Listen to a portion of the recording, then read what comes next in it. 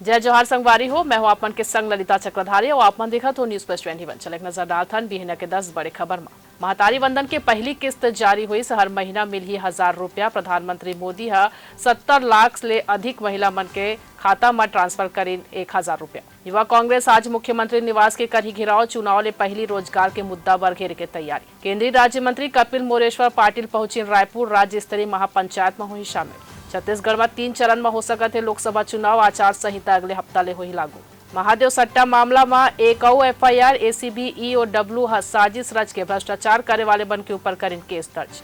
प्रधानमंत्री मोदी आज नमो ड्रोन दीदी और लखपति दीदी कार्यक्रम में शामिल होगा। दिल्ली में हुई पीएम डिग्री मानहानि केस में आज सुप्रीम कोर्ट में हुई सुनवाई। आप नेता केजरीवाल और संजय सिंह गुजरात हाईकोर्ट के आदेश ला दी चुनौती। हरियाणा के रेवाड़ी में भीषण सड़क हादसा हुई। 6 लोगों के हुई मौत। बिहार विधानसभा परिषद चुनाव पर 11 सीट पर नामांकन के आज है आखिरी दिन। ओपेनहाइमर जीती ऑस्कर अवार्ड।